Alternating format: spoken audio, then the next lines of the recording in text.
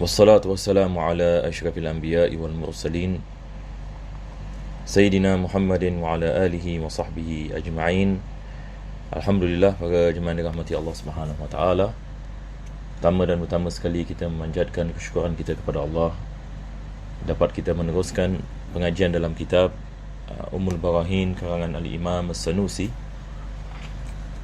Dan kita berdoa kepada Allah Subhanahu wa taala, mudah-mudahan Allah menjadikan pengajian ini sebab pengampunan bagi segala dosa dan Allah mengabulkan segala hajat dan menjadikan kita di antara hamba-hamba yang bertakwa. Amin ya rabbal alamin.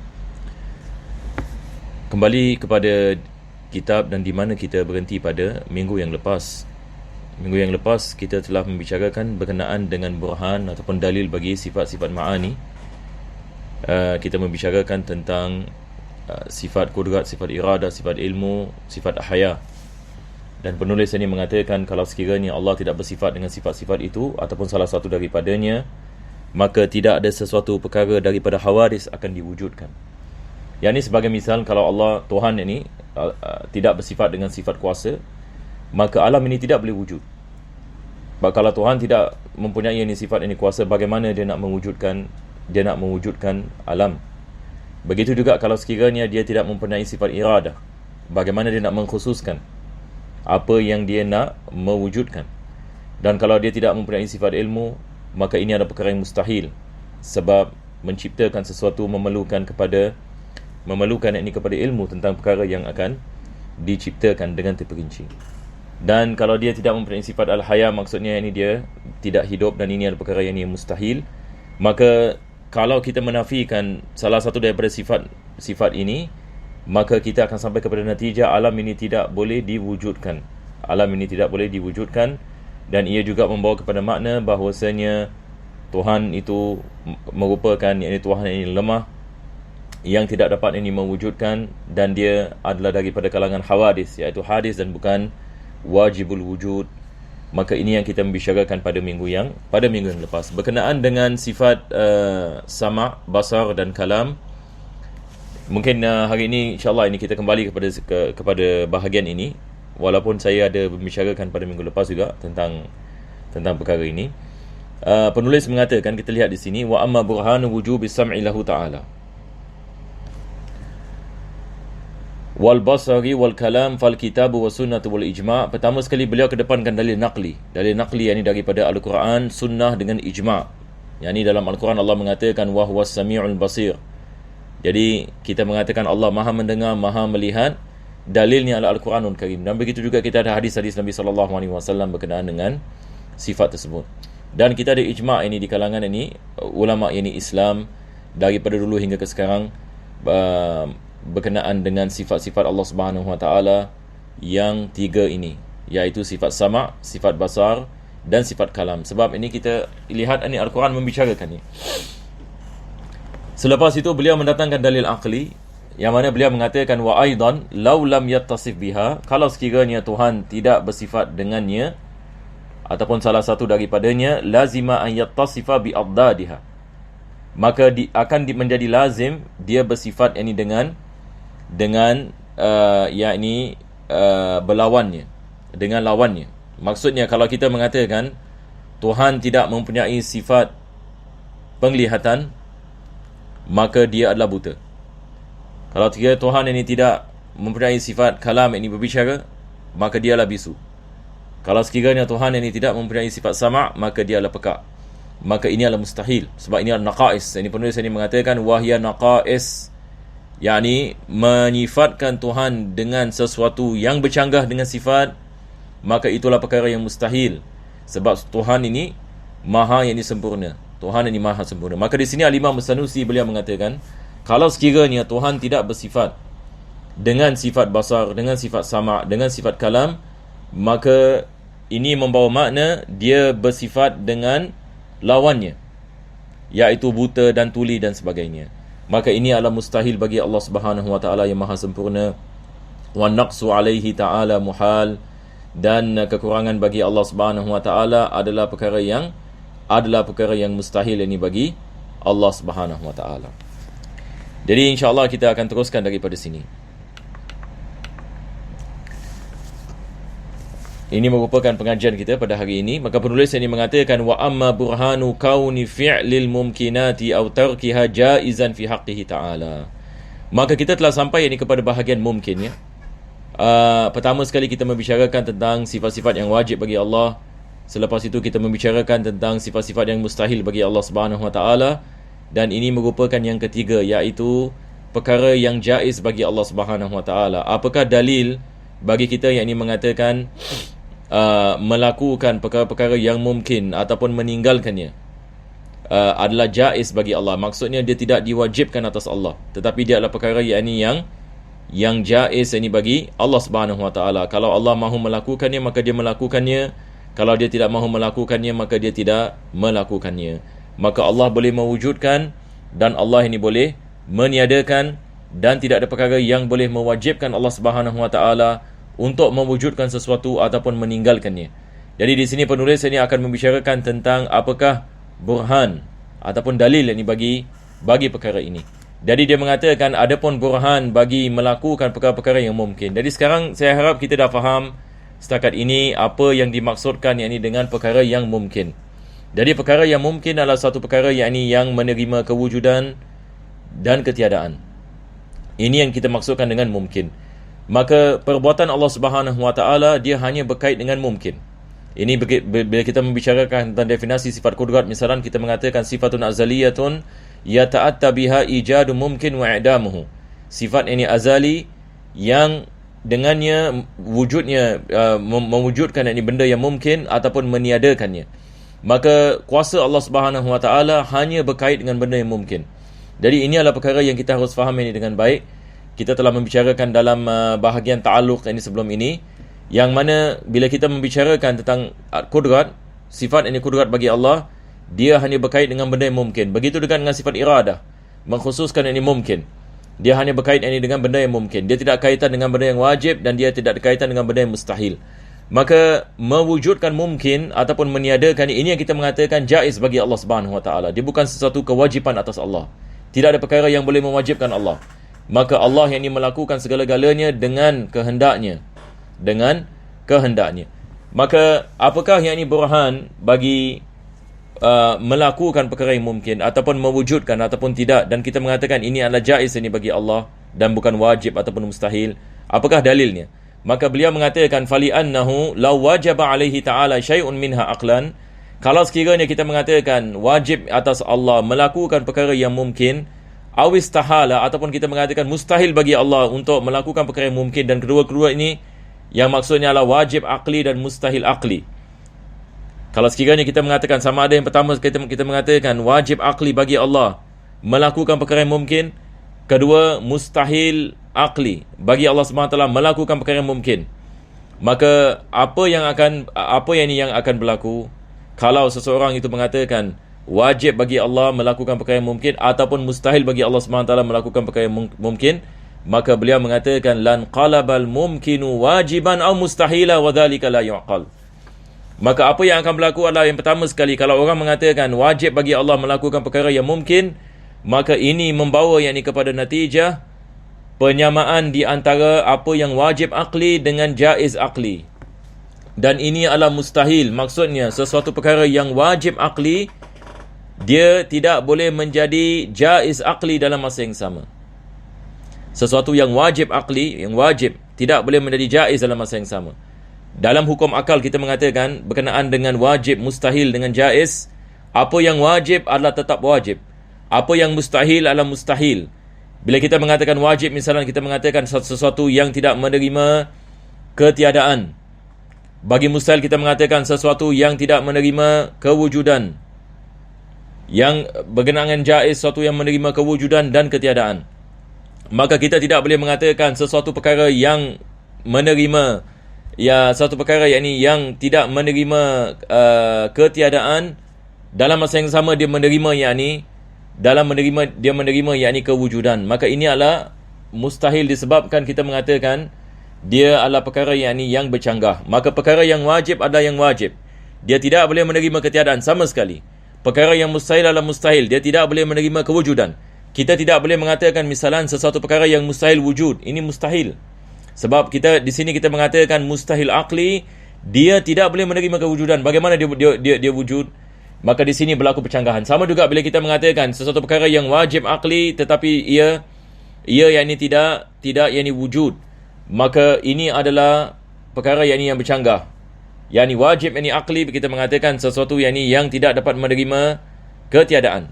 Sesuatu yang tidak dapat menerima ketiadaan, maka dia adalah perkara yang mana akal kita memahami akan kewujudannya.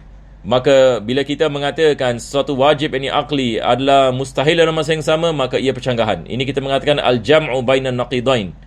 Ini adalah satu kaedah yakni dalam ilmu kalam. Sesuatu perkara ini dia tidak boleh bercanggah. Suatu perkara kita tidak boleh mengatakan sebagai misal sesuatu perkara itu wujud dan tak wujud pada masa yang sama. Boleh diterima oleh akal ke tidak? Satu perkara ini sama ada dia wujud ataupun dia tidak wujud. Tapi kita tidak boleh mengatakan dia wujud dan tidak wujud dalam masa yang sama. Ini adalah al-jam'u bainan naqidain. Kita menyamakan dua perkara yang bercanggah. Sesuatu perkara sama ada bergerak ataupun tidak bergerak, tetapi dia tidak boleh bergerak dengan tidak bergerak dalam masa yang sama. Sesuatu perkara yang wajib, sesuatu perkara yang wajib tidak boleh menjadi mustahil. Sebab perkara yang wajib adalah perkara yang menerima kewujudan. Manakala sesuatu yang mustahil adalah perkara yang tidak menerima kewujudan, maka dia tidak boleh menjadi satu perkara yang dalam masa yang sama. Kita tidak boleh mengatakan wajib dan mustahil dalam masa yang sama. Ini adalah al-jam'u bainan naqidain. Ini adalah mustahil. Jadi penulis ini pertama sekali mengatakan, kalau kita mengatakan wajib atas Allah melakukan perkara yang mungkin, apa yang akan berlaku? Yang akan berlaku adalah perkara yang mungkin itu akan menjadi wajib. Perkara yang mungkin itu akan menjadi wajib, dan ini adalah mustahil. Perkara yang mungkin tidak boleh menjadi wajib. Perkara yang mungkin tidak boleh menjadi wajib. Sesuatu yang boleh menerima ketiadaan, dia tidak boleh menjadi wajib. Sebab wajib adalah perkara yang tidak boleh menerima ketiadaan. Jadi saya harap kita faham insya-Allah. Jadi kita baca balik. Dia mengatakan awistahala aqlan lan qalabal mumkinu wajiban. Kalau kita mengatakan wajib bagi Allah Subhanahu Wa Taala melakukan perkara yang mungkin, perkara yang mungkin yang boleh menerima ketiadaan, dan dalam masa yang sama kita mengatakan wajib ini bagi Allah Subhanahu Wa Taala melakukannya, ini akan menyebabkan benda yang mungkin itu menjadi wajib. Tetapi ini adalah mustahil. Benda yang mungkin tidak boleh menjadi wajib. Ia adalah percanggahan. Maka ini menunjukkan mustahil bagi sesuatu mewajibkan atas Allah Subhanahu Wa Taala bagi perkara yang mungkin. Yang kedua, kalau orang mengatakan misalnya mustahil bagi Allah melakukan perkara yang mungkin, ini lagi dahsyat. Mustahil bagi Allah Subhanahu Wa Taala melakukan perkara yang mungkin, penulis mengatakan la yuqal. Sebab ini kita lihat ini benda yang mungkin semua wujud. Bagaimana kita mengatakan mustahil bagi Allah Subhanahu Wa Taala untuk menciptakan benda yang mungkin, sedangkan benda yang mungkin itu adalah diwujudkan oleh Allah Subhanahu Wa Taala dan kita melihat akan kewujudannya. Maka tentu sekali ia tidak mustahil ini bagi Allah Subhanahu Wa Taala. Jadi balik ini kepada apa penulis mengatakan pada awalnya, kita sedang membicarakan tentang burhan bagi melakukan perkara yang mungkin ataupun menciptakan perkara yang mungkin ataupun tidak menciptakannya. Di sini kita mengatakan dia adalah jaiz bagi Allah. Misalan kita adalah mungkin, kewujudan kita adalah mungkinul wujud ataupun jaizul wujud. Allah Subhanahu Wa Taala mewujudkan kita. Apa hukum yakni kewujudan kita? Hukum kewujudan kita adalah jaiz. Jaiz. Allah ini mewujudkan. Allah Subhanahu Wa Taala boleh saja yakni tidak mewujudkan kita. Jadi dia boleh mewujudkan kita ataupun dia tidak mewujudkan kita. Ini semua balik ini kepada kehendaknya. Maka ini yang kita maksudkan melakukan perkara yang mungkin ataupun mewujudkan ini perkara yang mungkin. Mewujudkan manusia bukan satu kewajipan atas Allah, tetapi dia adalah jaiz. Ini adalah daripada perbuatan Allah Subhanahu Wa Taala. Dia boleh menciptakan ataupun dia tidak, ataupun yakni dia tidak menciptakan. Jadi apa yang kita dapat manfaat di sini, kita mengatakan tidak ada perkara yang mewajibkan atas Allah Subhanahu Wa Taala dalam yakni menciptakan benda yang mungkin. Kita tidak boleh mengatakan misalan wajib ini atas Allah untuk mencipta manusia, ataupun wajib atas Allah Subhanahu Wa Taala untuk memasukkan manusia dalam syurga misalan, ataupun wajib atas Allah Subhanahu Wa Taala untuk memasukkan manusia dalam neraka. Maka kita tidak boleh mengatakan wajib ini atas Allah Subhanahu Wa Taala untuk melakukan satu perkara yang mungkin. Ini adalah mustahil. Sebab kalau kita mengatakan wajib yang ini ke atas, maksudnya dia dipaksa. Dia tidak ada pilihan. Ini adalah daripada satu lagi cara kita melihat ini kepada ini kemustahilan ini yang akan disebutkan ini oleh penulis juga nanti berkenaan dengan perkara tersebut. Tetapi di sini adalah penulis ini sedang ini membicarakan ini tentang perbuatan Allah Subhanahu Wa Taala. Bahawasanya perbuatan Allah adalah jaiz dan bukan wajib ataupun mustahil. Perbuatan Allah Subhanahu Wa Taala hukumnya adalah jaiz, yakni dia boleh melakukan sesuatu ataupun yang tidak ini melakukan sesuatu, tidak ada perkara yang mewajibkannya ataupun kita tidak mengatakan perkara itu mustahil ini baginya, sebab tidak ada perkara yang mustahil bagi Allah Subhanahu Wa Taala berkenaan dengan mewujudkan ataupun meniadakan sesuatu yang mungkin. Sekarang ini kita akan telah masuk ini kepada kita dah habis ini bab ini ilahiyat. Sekarang ini kita telah masuk ini kepada bab nubuwat ini kembali. Tetapi Al-Imam As-Sanusi, beliau bila masuk kembali ini kepada bab ini nubuwat, sekarang ini beliau akan membicarakan tentang burhan ataupun dalil bagi sifat-sifat yang disebutkan dalam bab ini nubuwah. Maka beliau memulakan dengan mengatakan wa amma rusulu alaihi salatu wassalam, adapun yakni para rasul Allah Subhanahu Wa Taala alaihi salatu wassalam fayajibu fi haqqihim. Maka beliau memulakan dengan membicarakan tentang sifat-sifat yang wajib. Sekali lagi, wajib yang dimaksudkan di sini wajib akli. Sifat-sifat ini yang wajib bagi rasul. Ini maksudnya sifat ini ada pada mereka dan mustahil ia tidak ada pada mereka. Ini yang dimaksudkan. Sifat ini bila kita mengatakan dia adalah wajib akli bagi rasul, yakni perkara yang sentiasa ada pada nabi dan rasul. Dan mustahil kalau kita tidak menisbahkan sifat ini kepada nabi dan rasul. Dan ini biasa ini kita memahami bila kita belajar ilmu akidah, kita ada 4 ini sifat yang wajib. Dan sifat ini yang wajib yang penulis mengatakan fayajibu fi haqqihimu as-sidqu wal amanatu wa tablighu ma umiru bi tablighihi lil khalqi. Jadi kita ada pertama sekali yang ini as-sidq, yakni semua yang ini para nabi mereka benar. Mereka benar, yang ini mustahil yang ini mereka ada sifat yang ini menipu. Kalau sekiranya yang ini mereka ada sifat yang ini menipu, maka mereka boleh saja yang ini menipu yang ini tentang wahyu yang ini Allah Subhanahu Wa Taala, dan itu adalah perkara yang mustahil. Maka semua nabi-nabi dan rasul Allah Subhanahu Wa Taala yakni memberikan kepada mereka yang ini sifat berlaku benar dan bercakap benar, dan semua yang ini kebenaran yang datang daripada mereka.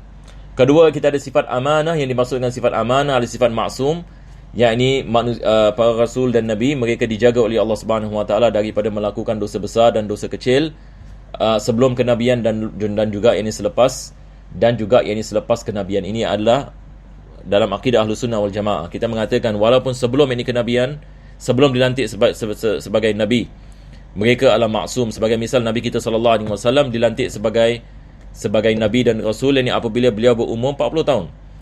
Jadi bagaimana dengan keadaannya sebelum ini 40 tahun? Adakah beliau maksum? Ya, ramai orang hari ini juga menanyakan soalan ini, kemusykilan ini. Maka kita mengatakan maksum sebelum ini kenabian dan juga ini selepas, dan juga ini selepas ini kenabian. Wa tablighu ma umiru bi tablighihi lil khalqi, maka mereka ada sifat ini tabligh, yakni segala apa yang diperintahkan oleh Allah untuk mereka menyampaikan ini kepada manusia ataupun jin, maka mereka akan yakni melaksanakannya, mereka akan menyampaikan. Yang mustahil yakni mereka tidak yakni menyampaikannya. Wa yastahilu fi haqqihim alaihi salatu wassalam addadu hadhihi sifat, dan mustahil yakni ke atas mereka mempunyai pencanggahan atau berlawanan bagi sifat-sifat ini. Maka dia mengatakan wahiya al-kadhibu wal khiyanatu bi fi'li syai'in mimma nuhu anhu nahya tahrimin aw karahatin wa kitmanu syai'in mimma umiru bi tablighihi lil khalq. Ini semua adalah daripada sifat-sifat yang berlawan dengan sifat tadi kita mengatakan. Berlawan dengan sifat kebenaran adalah pendustaan. Berlawan dengan sifat amanah adalah khianah. Berlawan yakni dengan sifat tabligh adalah menyembunyikan apa yang diperintahkan ini untuk yang dia menyampaikan. Maka ini semua adalah perkara yang mustahil bagi nabi-nabi dan rasul. Jadi saya rasa insya-Allah disebabkan masa kita berhenti di sini sahaja. InsyaAllah ini pada minggu yang akan datang kita akan membicarakan yang seterusnya. Alhamdulillahirabbil alamin. Allahumma salli wa sallim ala sayyidina Muhammad wa ala ali sayyidina Muhammad. Rabbana atina fid dunya hasanah wa fil akhirati hasanah wa qina adzabannar. Sallallahu ala sayyidina Muhammadin wa ala alihi washabihi wasallam. Alhamdulillahirabbil alamin.